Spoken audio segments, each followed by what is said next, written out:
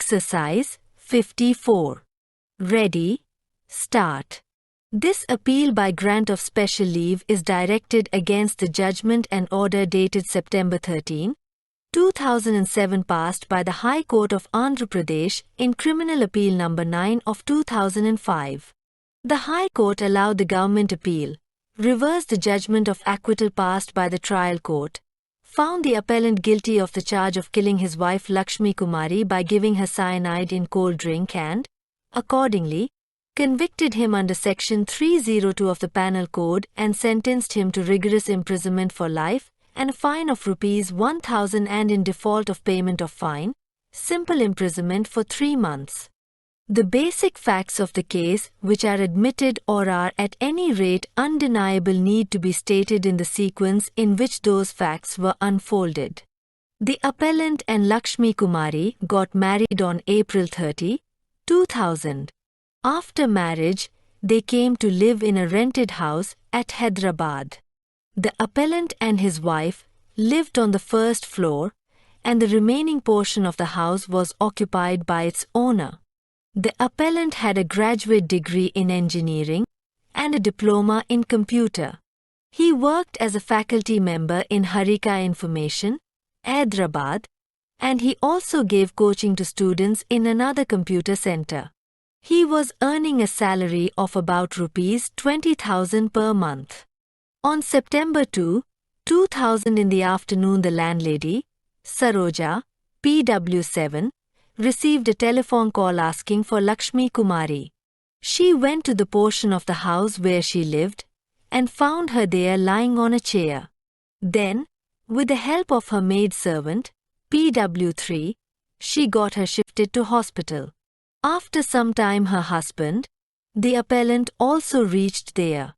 In the morning of September 3, 2000, Lakshmi Kumari's father, PW1, received a phone call from the brother of the appellant, Sheshagiri Rao, intimating him that his daughter had fallen seriously ill and had been admitted to the hospital.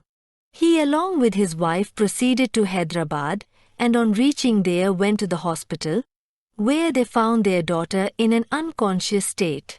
On the same day at 8:30 p.m., Lakshmi Kumari was declared dead by the doctors of Maithari Hospital. In the death certificate issued by the hospital, Exhibit Plaintiff 3, it was stated that she was admitted to the hospital on September 2, 2000 at about 7 p.m. At the time of admission, she was unconscious and there was no pulse or blood pressure.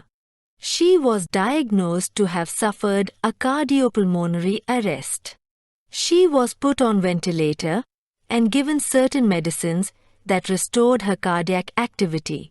She suffered further cardiac arrest on September 3 that led to her death.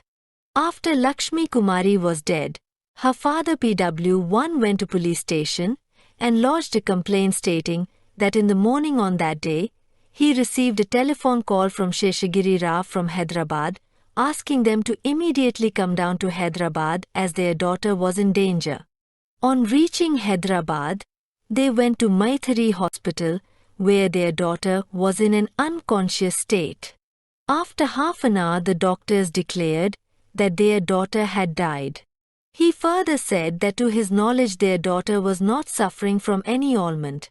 He knew that she was in good health till 4 p.m. on September 2, 2000, and after completing her household work she became unconscious at 6 p.m. He did not know how this happened. He requested for necessary action so that her dead body could be handed over to him for the last rites. The complaint, Exhibit Plaintiff 1, was registered as crime number 5/2000 under Section 174 of the Criminal Procedure Code, CRPC, and was formally incorporated in an FIR, Exhibit Plaintiff 14.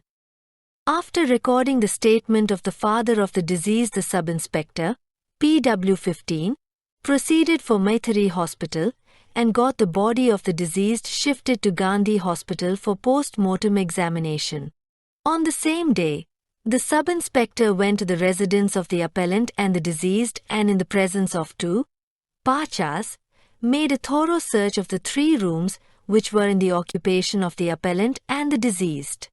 He prepared the Scene of Offence Observation Panchnama, Exhibit Plaintiff 5, and the Rough Sketch of the Scene of Offence, Exhibit Plaintiff 6. From Exhibit Plaintiff 5, the Scene Panchnama, it appears that the door on the eastern side of the bedroom was kept closed for separating it from the portion of the house. The case was changed under sections 306 of the Penal Code, and further investigation began in that light.